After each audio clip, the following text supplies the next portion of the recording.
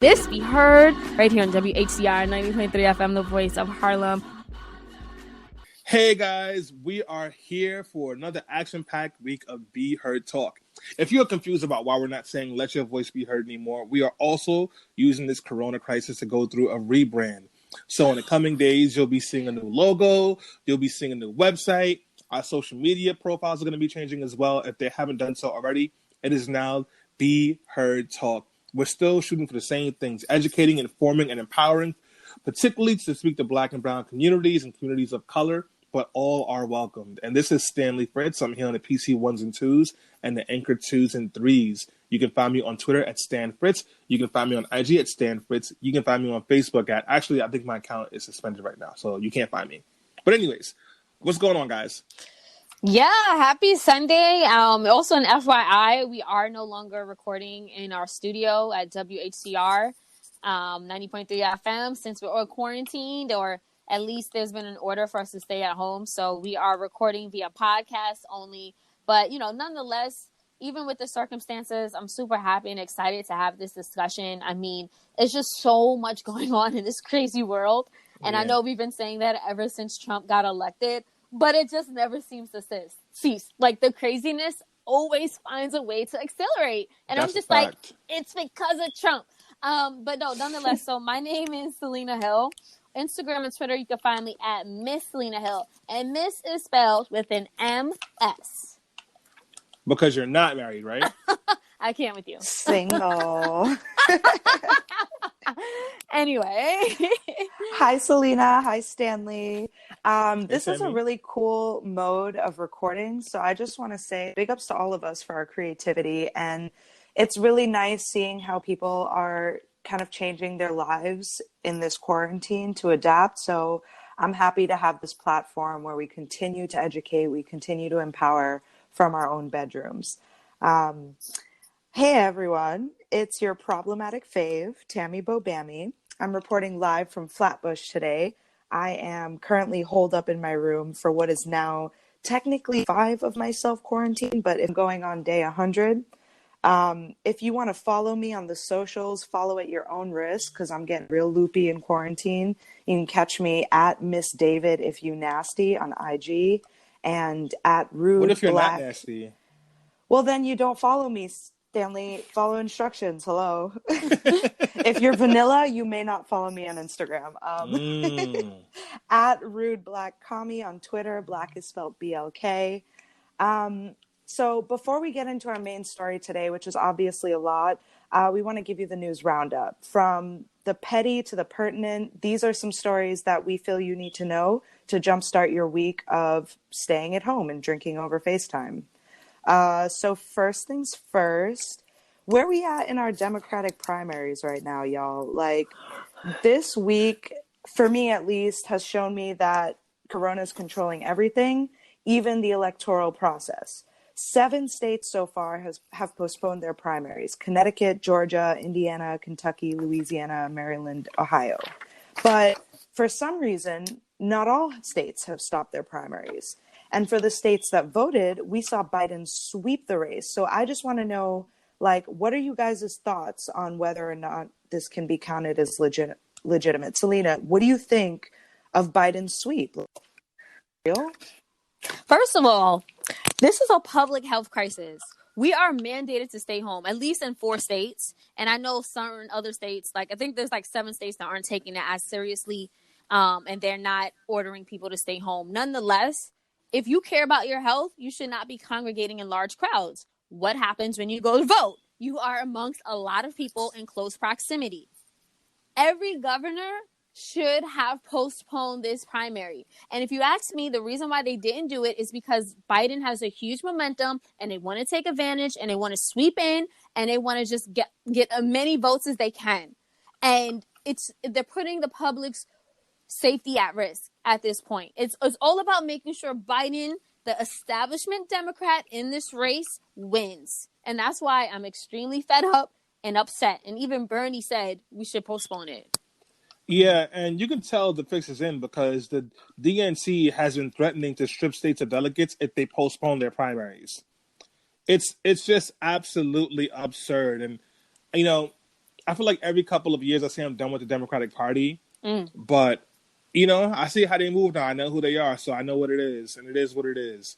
Bernie, listen, he's lost this race. It's pretty obvious now. Don't say that. It's pretty obvious now. The numbers don't work in his favor. Even if he stayed in this race and split the rest of the races in a way that Biden couldn't get all the delegates he needed, there was no way that like Bernie could win a brokered convention. It's not happening. So I'm with Bernie to stay in this race and push Biden to as far as left as he can, or at least get Biden to commit to doing some things that Bernie supporters want. So I'm with him for that. But yeah, this is over. And the Democratic Party is doing nothing but just solidifying my stance to not want to affiliate with them when this is all said and done. And if we lose to Trump, it'll be because of the Democratic Party, by the way. Agreed. I mean, so I'm done with it. It's at least interesting to see where Sanders' campaign is going right now, because Sanders has made calls to postpone primaries. He's also calling on Congress to up the amount of money, which we'll talk about later, that they want to send out to individuals facing the crisis. But most importantly, his campaign has moved from, obviously campaigning virtually to coronavirus relief. He's raised $2 million so far for coronavirus relief. So, it's really sad to see with the primaries. Agreed. And like, I don't know. It's just, I haven't processed the fact that Bernie can't win yet. I actually been so option 2 was trending earlier today. People saying, option Bernie, I think it was. And people were saying Bernie, like begging him not to leave the race. So I get it. The reality is here. It's just going to take me a process to set in. As I said in previous shows, like I was extremely emotionally invested in Bernie. I've been following him even and supporting him even before the 2016 election. And I just feel like if now is the time that we need some type of change, some type of revolution. Coronavirus has proven, like Tammie said last week, how fragile capitalism really is. And do we really want to go back to an economy that can be taken down by a microscopic virus? I don't know. So and again, the people who are going to be safe are going to be the millionaires and the billionaires, and all this is going to be placed on the working class. And this is the same message Bernie has been pushing for 4 decades since he's been in Congress.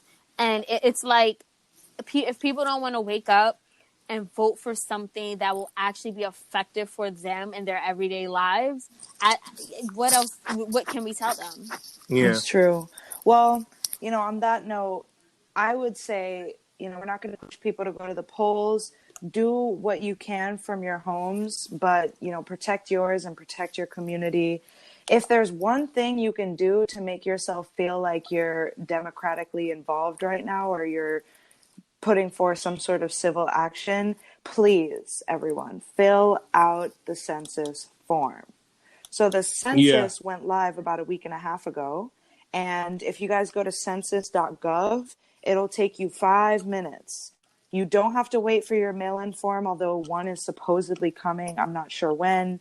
Have you guys? I got mine. You got yours? What about you, Selena? Yeah. I did too. Oh, yep, I got weird. mine. I didn't get mine.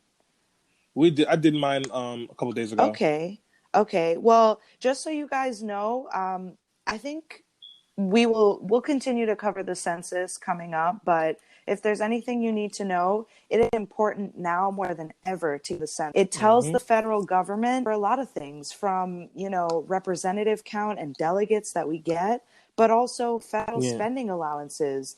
And for us three as Sneakers, it's especially critical right now because we're sitting here begging the federal government for supplies for our hospitals. So they need to know how many people we're really serving. So fill out the census.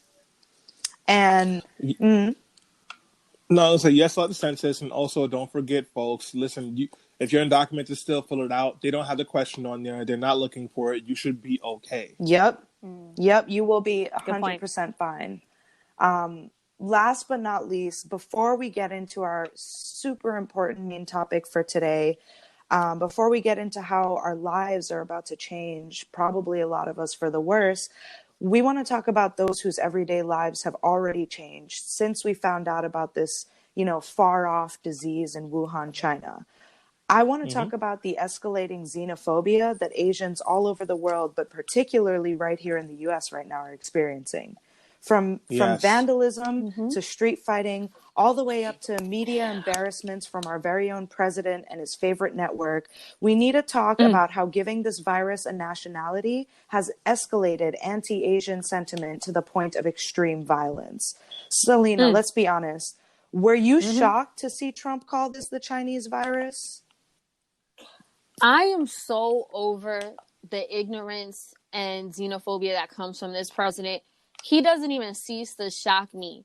First of all, he actually retweeted a conservative who used the term like 2 weeks ago, right? And he got a lot of backlash. Then he has this press briefing where then he tweeted himself, actually, he used the term Chinese virus. A few days later, he has a press briefing and he calls it the China virus, and he justifies it by saying, well, China's been blaming us for the spread of the virus, and they've been saying that the reason why they got it was from the U.S. military. So he says, in order to be accurate, I'm going to call it the China virus. And then a reporter, one of the White House correspondents, pushed back and says, you don't think this is racist? You don't think this is xenophobic and it's jeopardizing Asian Americans and their lives? And he's like, no, I don't. And he goes off and he continues to use it. And I mean, it's like, now is the time for unity. Now is not the time for division. Now is not the time to be passing the buck. The bottom line is, him and his administration did not take provision when this virus first came about and they first knew about it. They knew about this months in advance, since late 2019. And the only provisions they made was they started trading stock and they started selling their stock off. Yep, that's true. Exactly. Instead of making some provisions to prevent this from becoming the global pandemic that it has become today. So I can't with him. And the thing is that makes me even more upset is his followers. They're like dumb sheep because whatever he says, it just goes. They don't question it. They don't think critically, and they're just spreading this around. And as a result, there have been attacks on Asian Americans. And if I can, there were 2 attacks in Indiana. Actually, not an attack. These 2 people, they were trying to look for some place to stay, and they were turned down from both a Super 8 and a Days Inn in Indiana back in February. And then on top of that, there was this viral video of a man spraying this Asian person with Febreze on the subway. Oh my God! Did y'all see that? Did y'all see that? Like, I don't mess with any racism or like bigotry towards any group of people. And what's happening to Asian people and Chinese people in particular is completely out of the line and is wrong. People need to stop messing with this BS false dichotomy, this false narrative called the model minority. There's no such thing as a model minority. It is not Chinese people's fault that we have the coronavirus. Do not listen to Trump and his racism and his stupidity. This man is garbage. Do not forget Agreed. that. At the end of the day, I mean, this virus is a biological organism and it does not discriminate. And I feel like the Trump administration, not only have they not taken this seriously from the very beginning, which is going to cost thousands of Americans their lives, but continuing to disseminate false information like this is going to make his followers and other people believe that this virus is what it isn't. Like, when people hear things like the Chinese virus, they start asking stupid questions like, can I get it from my packages from China? Can I get it from eating Chinese food? No, you cannot, because it is a virus. And that is scientifically... Can I get it from watching Hensei? It is not how science works. So, like, no, it is not the Chinese virus. It is a virus that originated perhaps in China, but is definitely coming to nerf us all. Oh, we're screwed. No, we're not, guys. Can we end the news roundup on a happy story? D-Nice. So yes. I don't know about you folks, but I have been having a blast joining DJ D-Nice's IG Live quarantine party. So DJ D-Nice has been going on Instagram Live every day for the last 5 days and DJing for several hours, playing all the hits. Last night, Saturday night, Michelle Obama joined. Joe Biden joined. I haven't seen Joe Biden since he won the Michigan primary. He joined. Bernie Sanders joined. Oprah got in there. Will Smith, Jada Pinkett. It was a blast. It was a star-studded blast. So if you're looking for something to do, D-Nice is going live every single day from 5 p.m. until whatever. It's always fun. Join us. So I actually had a flashback and an anxiety attack while participating briefly in the party. You missed that old thing, huh? Yeah, I kind of did. Not to be the Debbie Downer. So, like, I attended some of his events in person, and his parties are lit. Like, don't get me wrong. And it took me back there, but then it also made me miss it that much more and reminded me that I've been quarantined for over 14 days and how much I wish, like, missed those events. And, like, guys, full disclosure, like, I'm an extreme extrovert. I don't know how I'm surviving at this point. But yeah, it just made me miss it. Like, I'm gonna try to get into the party, like the next one he does, and just try to like free my mind a little bit and not think of the fact that I probably won't have that experience in real life for months, if not a year. Oh my god! Damn, Selena. Tammie, can you make it happy again, please, Tammie? I wasn't expecting all that. Can I make a what again?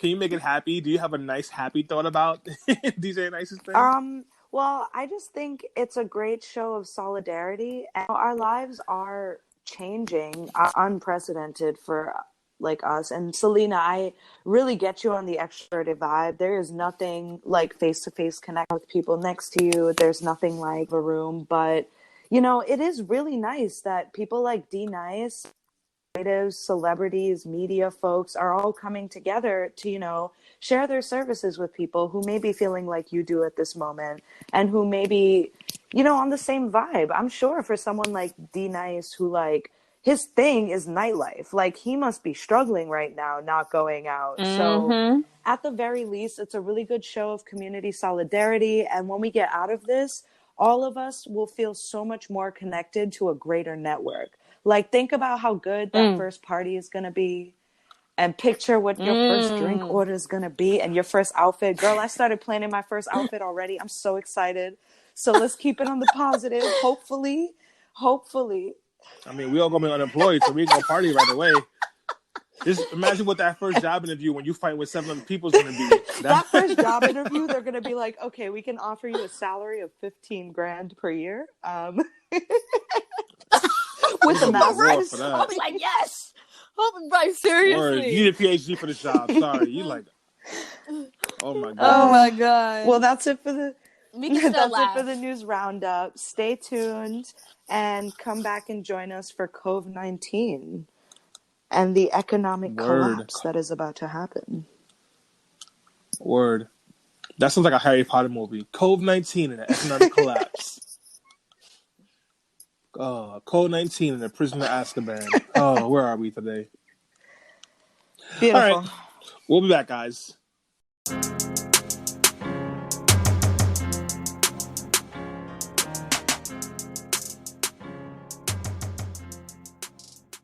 All right, guys. After a news roundup where we talked about the xenophobic language being used to describe coronavirus, Bernie possibly dropping out the race, and all the other detrimental news that made me sad. But at least we ended about DJ D Nice's parties, which were good, but still brought me sadness. Nonetheless, all right. I know, right? Nonetheless, it's time to talk about COVID-19. Oh. So it's Sunday, March 22nd, and coronavirus cases in the U.S. rose to at least 29,253. There have also been at least 340 deaths, while 176 people have recovered. Worldwide, the confirmed cases of COVID-19 surpassed 300,000. Counted among those are celebrities like Idris Elba, Tom Hanks, professional athletes, members of Congress, world leaders, and everyday people. Rand Paul's got it. And Rand Paul. Yep. That's why, thoughts and prayers. That's why he said he's not showing symptoms. He's fine. We got time. Stanley. Well, he's completely healthy. Remember he used to show videos of himself working out a few years ago? Okay, nonetheless. You guys remember that though, right? Oh, I don't remember that, but that's greasy. Yeah, that's nasty. No, I want to see him doing push-ups. Nonetheless, the effects of this novel virus the effects that this novel virus has had on the economy are staggering. According to reports, the global economy has entered the opening stages of a recession that has the potential to become a depression. Already, large parts of America have been shut down for the sake of public health. From the restaurant industry to air travel to auto manufacturing to hotels to gyms and cruise lines, these sectors have all come to a screeching halt. The stock market has posted enormous losses and wild daily swings, and the price of oil has plummeted. Meanwhile, layoffs across the country are taking place in waves. Weekly jobless claims rose to 281,000 the week ending on March 14th, and Goldman Sachs estimates the number will climb to 2.25 million from March 15th to March 21st. As a result, it's safe to say that after more than a decade of expansion, the next recession is here. But it's not Wall Street traders who are on the front lines of this economic crisis. It's everyday workers. And what may be even scarier is the fact that we don't know when this is going to end. So in today's podcast episode, we're going to discuss the economic fallout of the corona crisis and the implications that it has caused in politics and our everyday lives. To start this discussion, let's just take a moment to unpack the experiences, anxieties, and psychological effects we felt over the past week. And I wanted to kick it off with you, Tammie. Just what have you been feeling with all of this turmoil and crisis? So when this started, right, I kept making jokes, jokes is a strong word, but I kept saying to my friends, like, you know, I have depression, like staying home is nothing to me. I love staying home. I'm used to it. Those of us with depression have been training for this event forever. But like philosophical powers that be, Cardi B, say, it's just getting really real. Like, it is so different staying home when you're being told to. It is so different having fear, like genuine fear for going out. And I'm not going to lie, over the last week, my anxieties have escalated, like totally escalated. Also, something that I thought worth mentioning in particular about our topic is that I'm starting to get a kind of survivor's guilt, y'all. Like, I feel really, really guilty because I work for, a really well-to-do financial firm in Midtown. And fortunately, my job was moved to working from home. But I'm basically going to be one of the few people in my circle that are still economically stable. Like, I'm talking to so many of my friends all over the US who have been laid off from most of these people don't even work just one job, but like my friend hit me up today and said she lost all her jobs.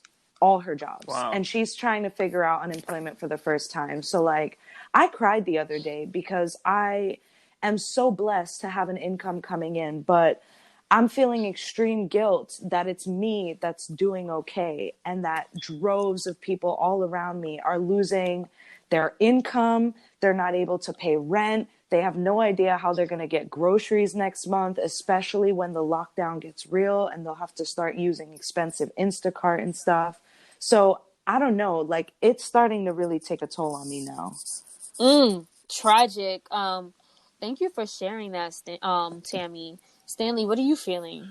Yeah, I've really been trying to do a decent job of just like managing my emotions and managing my anxieties because, like Tammie said, this stuff is really real. And so I'm in decent shape because like I have a job and my job should be okay through this crisis, but a lot of people are not. So that's been really frustrating. And like just think about family. It's been really challenging to not just be like scrolling through the news and looking at every single corona related story and then like not like panicking. It's definitely been rough. Like I said before, I'm very, very worried for what's going to happen to people who do not like have the job security that I have, who aren't as healthy as I've been lucky enough to be. It's just a scary, scary time right now. And all you can do is be positive. But on the bright side, And I don't mean to like try to like be that guy who has to have a bright side for everything. But this lockdown, which has been frustrating and challenging, has also helped me connect with friends. Yesterday, I was on the phone with one of my friends for 3 hours on purpose. That's so nice. Yeah, and like I haven't done that in years. I don't like to do that usually, but we had a great conversation. We just kept going, and I had the time to do it. On Friday, I was in a FaceTime chat with a bunch of people. We were playing games. It's kind of been really cool. The D Nice concert was really nice. It just was. I've gotten to like hang out with Marilyn more, watch some shows, watch my own shows. It's been challenging in a lot of ways, but it's also been like some silver linings in there as well, and I want to like acknowledge those in the moment. Yeah, no, we definitely appreciate your honesty and just unpacking those feelings. For me, it's definitely been conflicting as well. Like, I have those moments where I appreciate getting more sleep. I appreciate not having to commute an hour, 0.5 up to 2 hours every morning to get to an office. Obviously I'm grateful to still have a job, but when I think of my community, when I think of my friends, my family, my mentors, they are stressed out. Especially like a lot of people who I know who own small businesses, they're just trying to stay afloat. And then other people who have like retirements in the stock market and like all their money there, like, you know what I'm saying? Like people who can't work after in like a few more years because they were betting on retiring. Like, that's very, very stressful. My 401k took a major hit. I'm sorry to cut you off. So has mine. Like I have, different. I refuse to look. Yeah, mine, it doesn't take a major hit, but then again, like we're in our 30s. I lost $10,000. Oh, whoa, Stanley, that's crazy. Yeah. I mean, I'm sure that will eventually bounce back. Hopefully. You're not retiring anytime soon. Like you have another 20, 30 years. Yeah, that's God true. willing. You're right, but that's still hurt though. Exactly. And it hurts even more for the person who's 72 and 73 or like 67. Like it's just a lot. And then we think about all of the millions of families who are forced to navigate this crisis without any safety nets. Like a lot of us live paycheck to paycheck. A lot of us don't have a savings. And if we do, it's not going to cover months on end, like what's being predicted. And I shared the stories with you guys offline, even with my sister. She's my half sister, so she doesn't live with me. But, I fought to get her into college and, get her on campus. And she was really thriving and thriving there, after dealing with some hardships at home. But like, boom, she's back at home now. And it's like, at 18 and you don't really know, who you are and you're not surrounded with the best circumstances, that can be even more troubling and challenging. So again, I'm appreciative for the many lessons that I have. But when I think about how much harder this is hitting people, it's almost overwhelming. And, when we talk about being hit hard, one of the hardest places is our pockets. Yep. A lot of us don't like capitalism, especially us on this phone, on this podcast recording, but it's the reality. And it looks like we're headed towards a recession. And, when I say that, I just want to take a moment to define what a recession is, right? So the National Bureau of Economic Research defines a recession as, and I quote, a significant decline in economic activity spread across the economy, lasting more than a few months, normally visible in real GDP, real income, employment, industrial production, and wholesale retail sales. So, guys, how does that make you feel? Like, especially as millennials, Stanley and I are a little older than Tammie, so we lived through that first financial crisis in 2008. We graduated during the Great Recession. And things bounce back. Like Stanley, you talked about having a promotion. You talked about elevating in your career. So have I. And now it looks like we're headed towards a downturn. Yeah, that last recession was rough, and we graduated right into it. It was really hard. It was really, really hard to find jobs. That was not easy at all. That was a dark time. And a lot of people didn't recover from that until like 2011, 2012, 2013. Like people, like they talked about the economy recovering, but like really some people didn't get out at all. Yeah. I mean, 2008, I was in 8th grade going into 9th grade. I don't think my parents ever recovered from 2008, if I'm being totally frank. Yeah. Because my dad's a laborer, and he does construction. And I remember significantly him being home like all the time because people weren't, getting vanity projects done on their homes. Like they kind of scrapped repairs, even if they were necessary, just to save money. My grandma's hours got cut in the healthcare field. It was madness, but I'm I'm really scared about this, y'all, because this is my first time being in something like this as an adult, Yeah. and I'll keep it totally 100 with you guys and everyone who listens. I still struggle right now. Like I really struggle. Yeah. This past like year and a half has been the hardest of my life, both like mentally and financially. And like I still don't have savings. Yeah. I don't have savings. Like I literally don't have savings.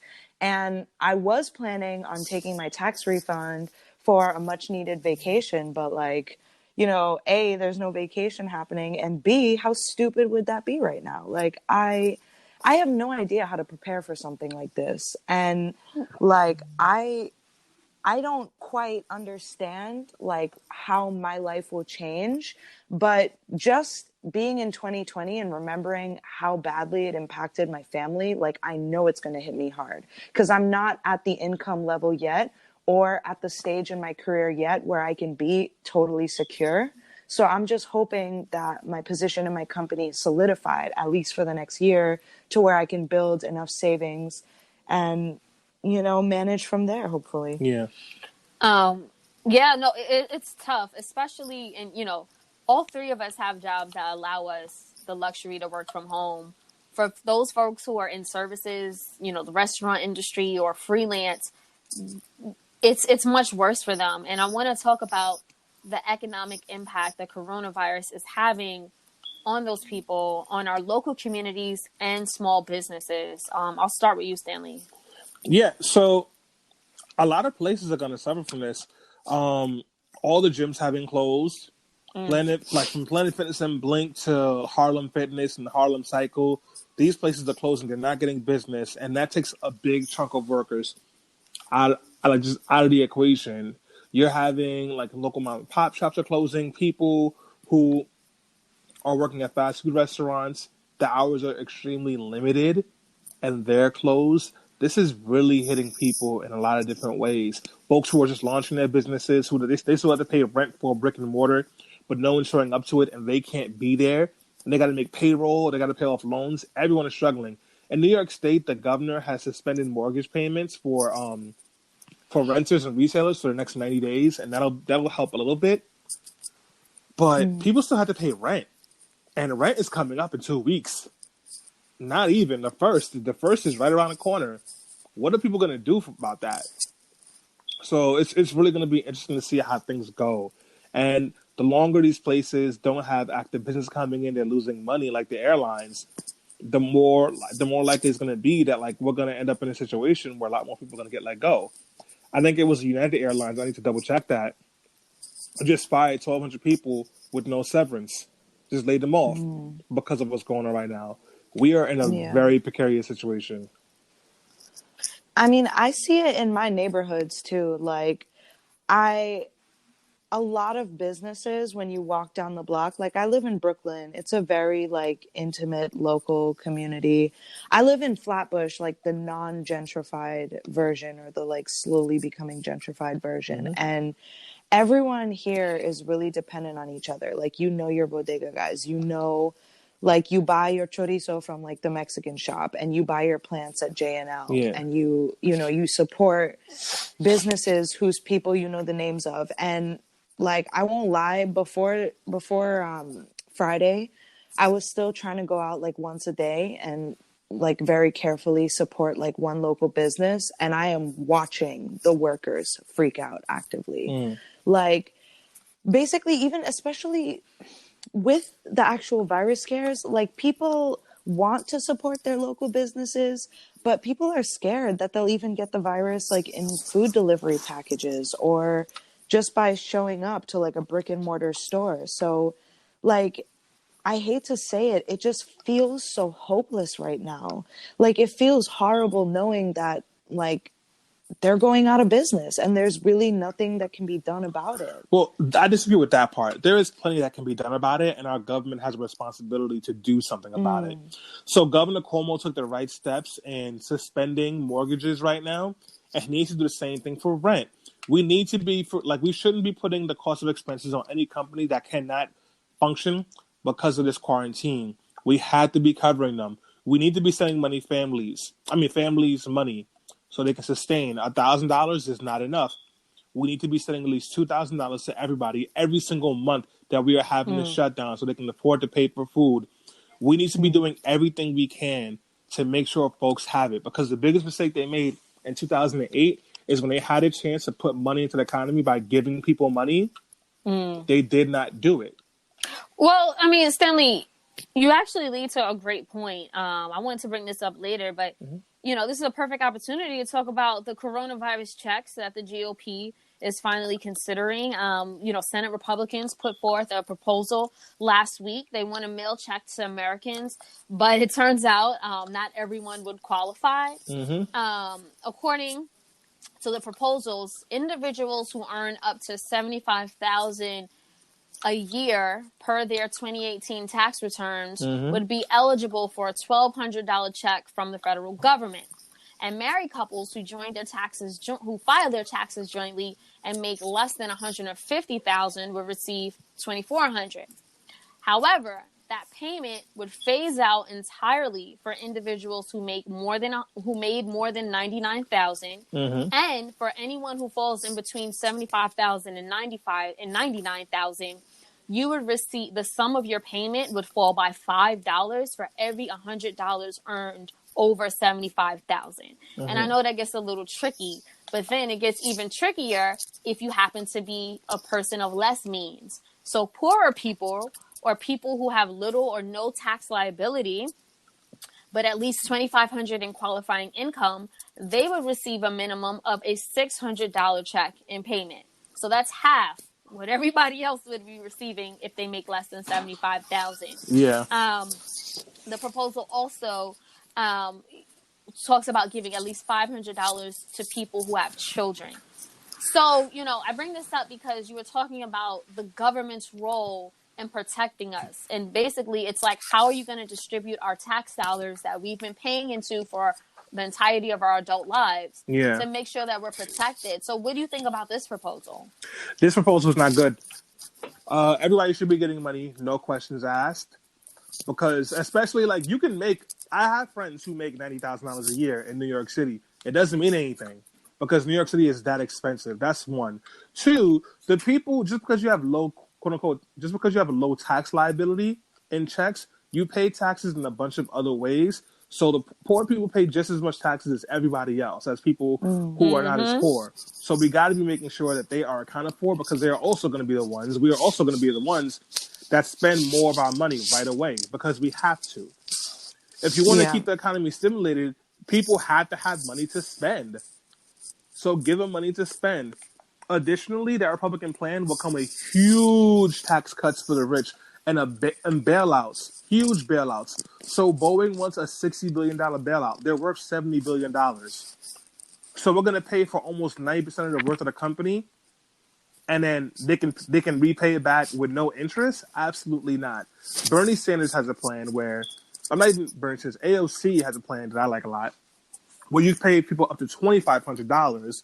But on top of that, what they would also do is any company that got any money from us so that they can get out of the situation, they would not be able to buy back any stocks. They can't buy back their stocks at all, which is great because necessary. Yeah, that's what a lot of these companies do when they get this money. They just buy their stocks back to raise the value of their company, and they don't invest it in workers. They don't invest it in improving the company for people that do the basic work.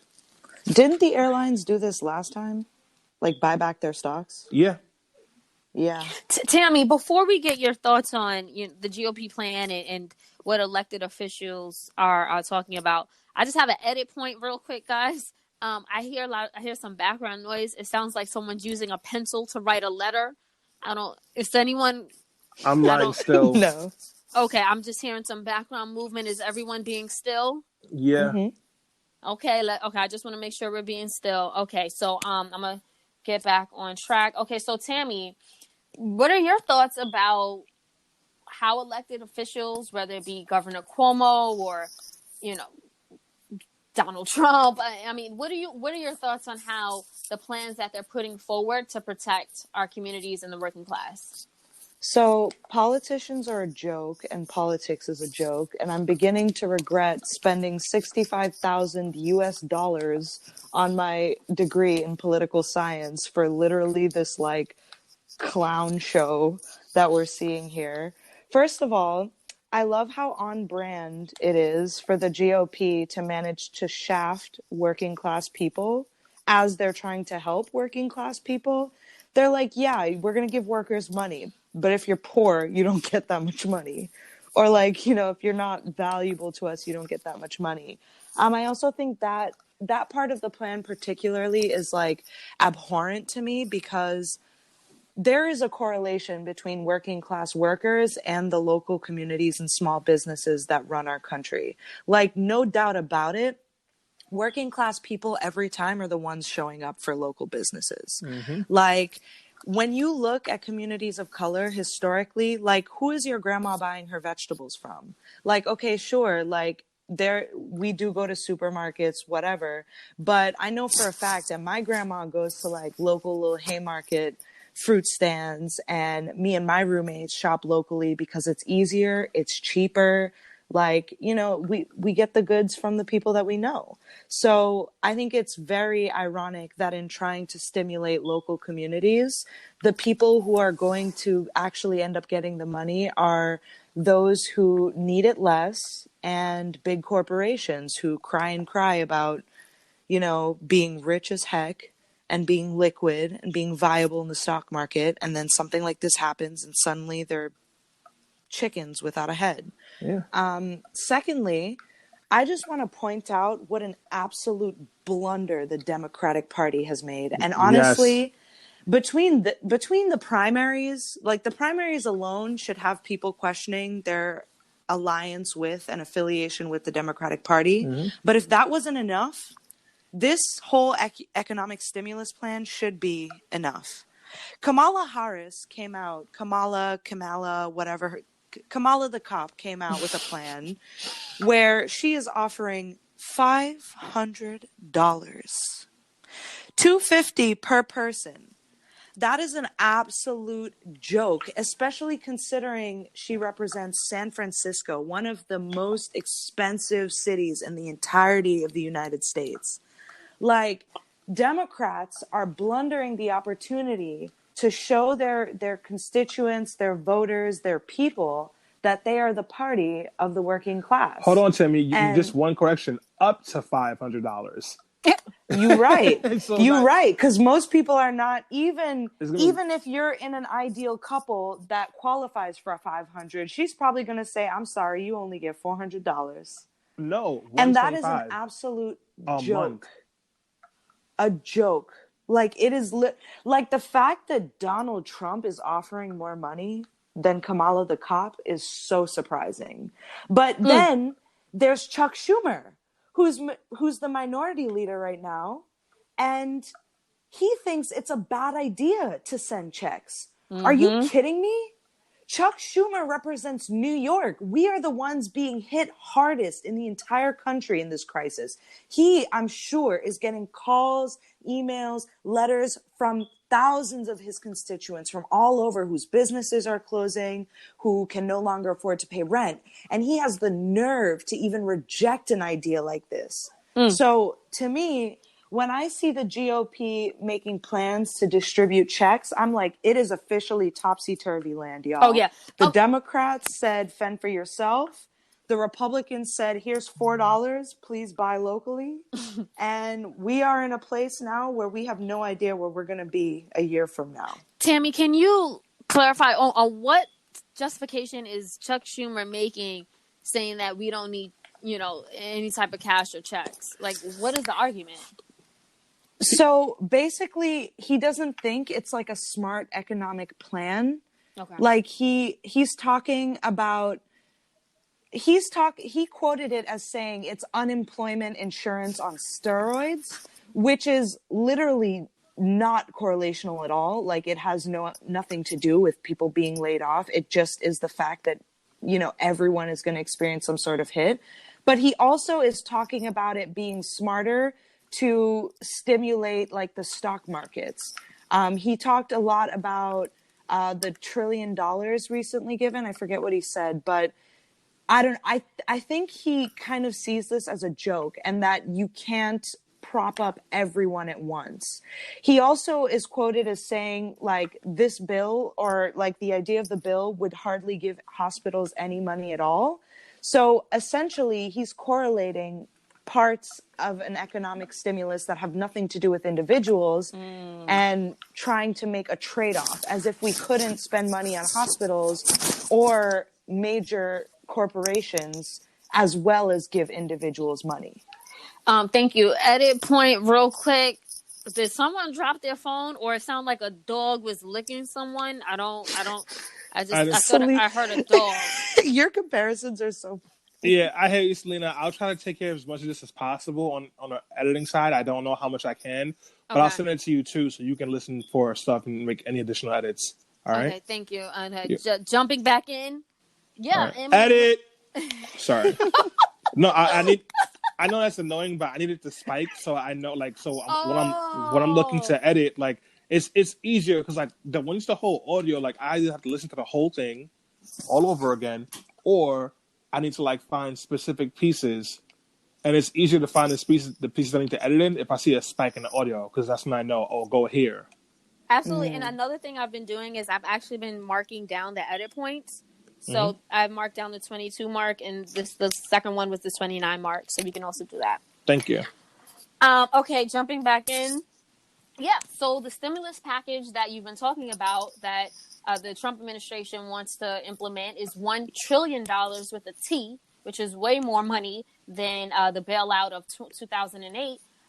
So let's just talk about it, because they're going to give us, you know, a couple hundred, maybe $1,000, depending on your income. But millions of dollars are going to go to big businesses. You know, Tammie, what effect would this stimulus proposal have on, you know, big businesses versus the working class? And, you know, what do you foresee happening just based on knowledge and past experiences dealing with government? It hurts me to see this unfolding, because I feel like this is 2008 all over again. Like, when the big banks got a bailout and we didn't see anything. And to me, you know, we talk a lot about how this is the downfall of capitalism, but this is where it happens right here. And not to get like real, I'm not a theory person. I think praxis and how you act in society is more important than like economic theory or whatever. But I will point out that this is the exact point of history that Karl Marx was talking about.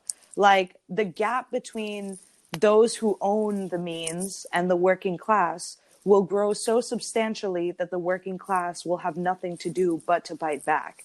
And every time we see something like this, where major corporations need to be bailed out and the government funnels all of our tax dollars into these efforts instead of amping up local communities and folks to buy locally, it just gets us further and further away from economic security.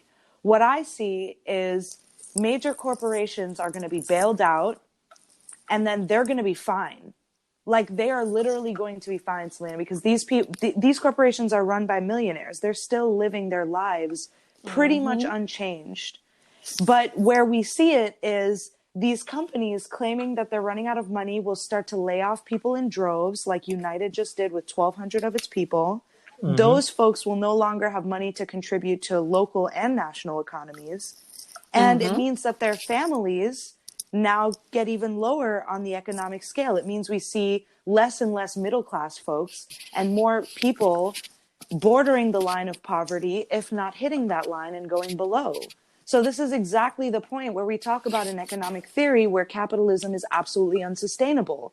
Bailing out these companies consistently doesn't mean anything if the working class can no longer afford to support them. Because even if you bail out the airline funds, what's going to happen when less people are able to afford vacations and flights? They're still not going to get any money coming in. A capitalist will tell you that that's the market resetting itself. Oh, I was like, go ahead, Stanley.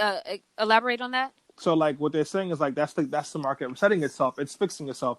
Like you're not supposed to have this much access to these things. And like it's oversaturation of these companies and organizations, so they will fall to the wayside, and the strongest will survive.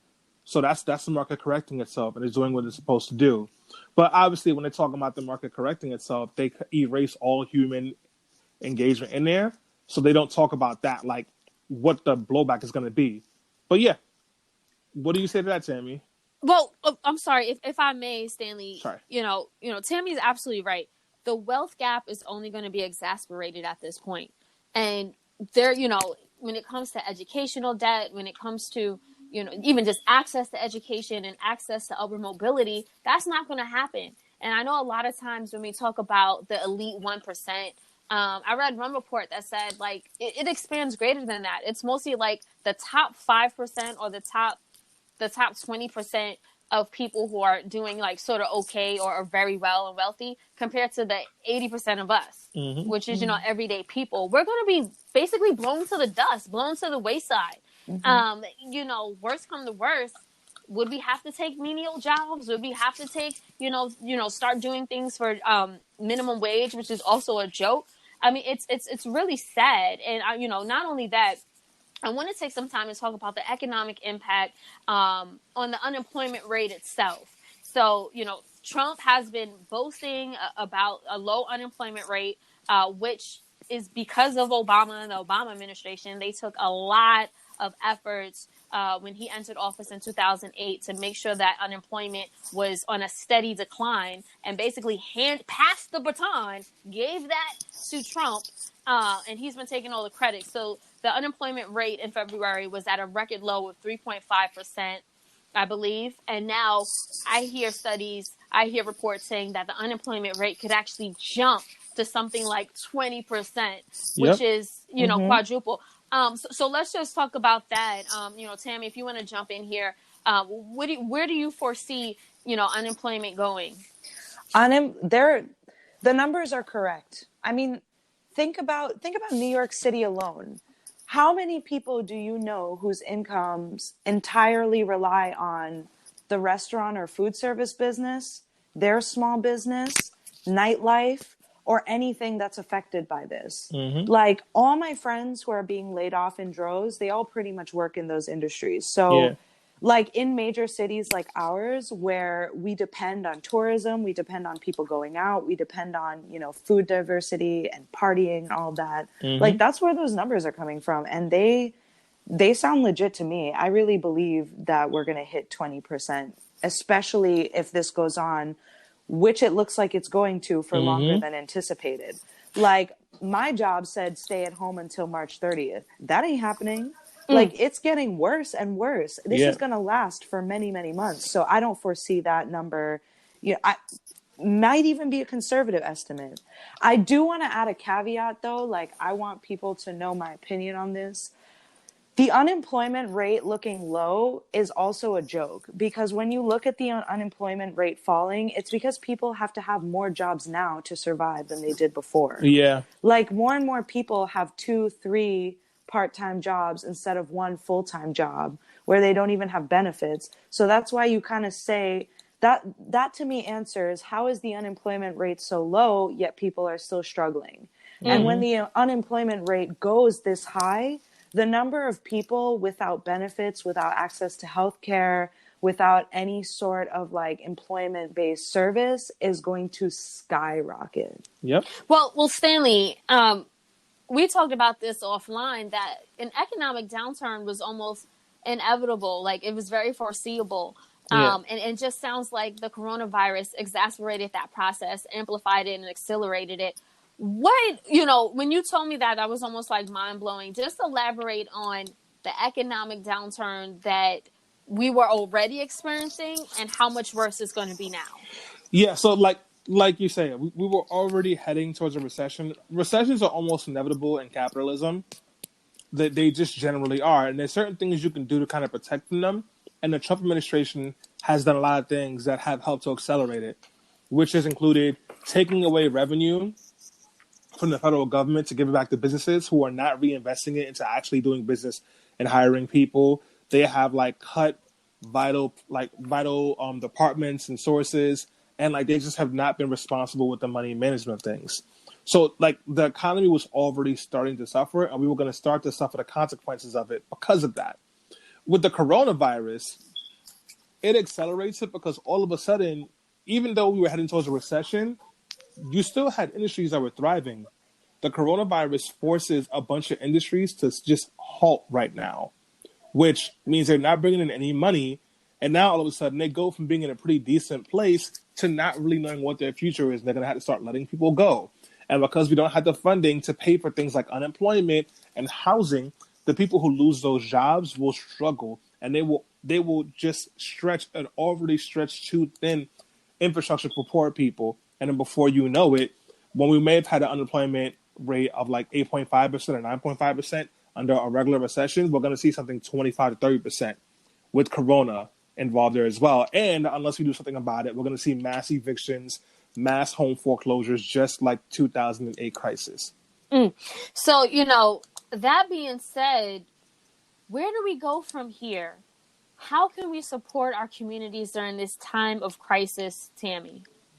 Well, I'm a community activist, so I really believe in the power of community support, groups of people working together towards a common cause. First of all, I think everyone, like, being at home right now, especially those without jobs, I would advise getting into e-activism and community groups now more than ever. Like, there are efforts being held, like rallies being held on national rent freezes and things like that that would help to stimulate the economy in these times.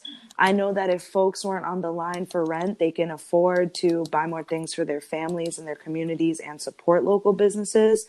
So I always encourage folks to get involved, but especially now more than ever. Like, just if there's something that you're worried about, Google it, because there is a group doing something about it. Like in New York, we have Housing Justice for All. Like we have DSA. We have so many groups doing work on the ground, well, not, on the internet ground, to protect communities. Also, community support is super key at this time. I think it's important to have kind of a positive outlook. Even if things are looking really dire, like it's not going to do anything for us as a community to just kind of be bummed about it. Like, look to those in your community that are doing something and aid where you can. There's an Instagram, COVID-19_messengers, that's doing on the ground deliveries for people who can't get to the grocery store or maybe at high risk. There's tons of mutual aid groups all over this city and others in the United States. And now more than ever, support your local businesses. Call your favorite restaurants in the hoods, call that plant shop and ask them if they're doing deliveries, ask them how you can support, donate to GoFundMes for restaurant workers. Like, now more than ever, I think, especially for someone like me that has job security, it's important to pool your resources together to make sure that our community isn't absolutely decimated. Stanley, where can we go from here in terms of community and just looking upward and forward? We got to be pushing our elected officials to tax the rich and take that extra money that they don't need anyway and invest it in paying for rents for people and getting Medicare for all for people and really going full all out and doing everything we can to protect the homes and livelihoods of all people in this country. We have the money to cover everyone's housing, to cover everyone's health care. We can do these things right now, and we got to make it happen. And the only way it'll happen is if folks make enough noise that people are forced to listen and respond to us. Well said. And I'll just end by saying when I was first quarantined on March 11th, I thought by March 23rd, I was going to be back in effect, back to work, back to my normal life. But the past 15 days or so has shown that this crisis is only getting worse. And studies and reports are saying that more than likely, we're going to have to endure even up to 18 months of pain. That means we're looking into, 2022 before a vaccine or a cure or some type of treatment could actually be effective. The reason being is because the pharmaceutical companies are not going to give out vaccines unless it's profitable and they can make money.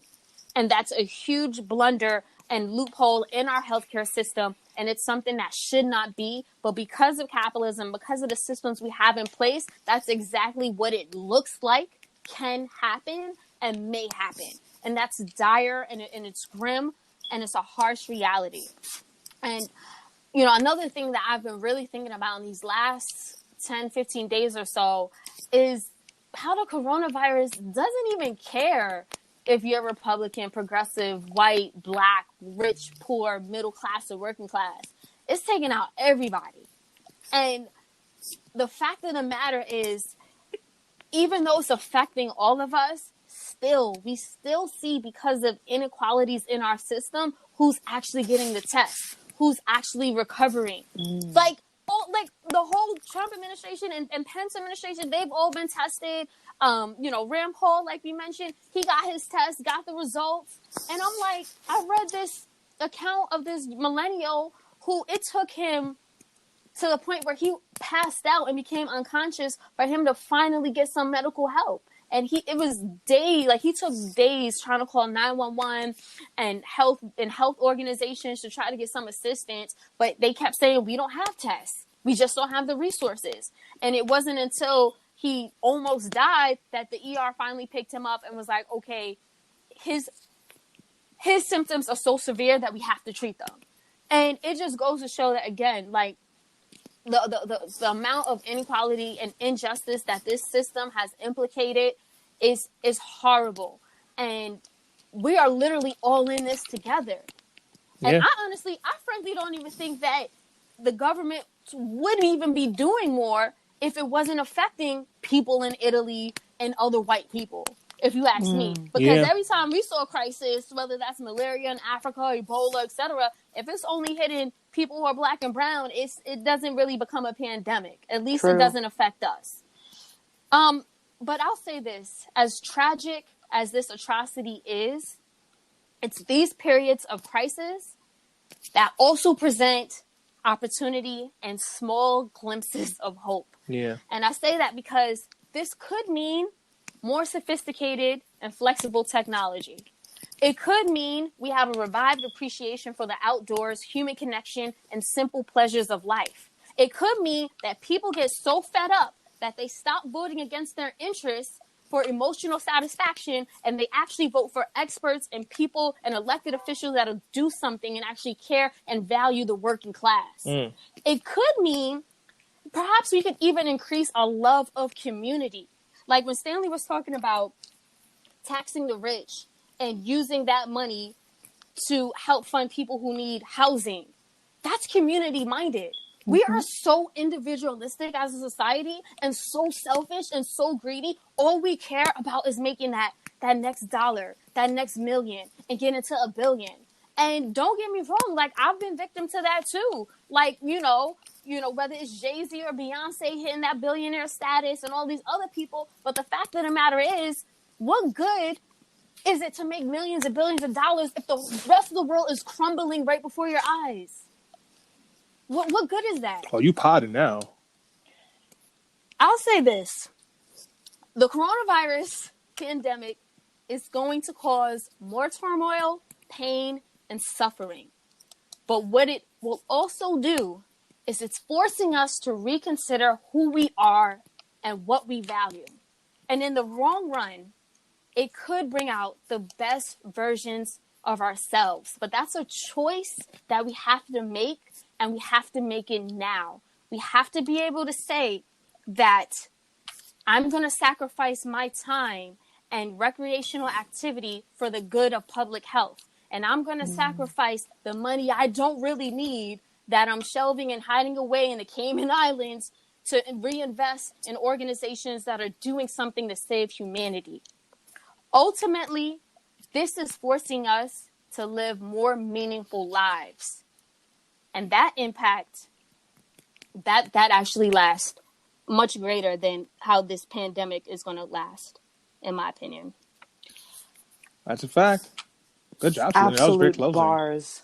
Wow. Well, I just didn't barge up. We are done for this week. Thank you so much for supporting Be Heard Talk. We'll be back next week, hopefully with a non-corona related topic, and we'll be heading into that second week of quarantine at that point. Don't forget you can support us and help fund the work that we do and get us better material so we can have better audio for you by becoming a patron at patreon.com/BeHeardRadio.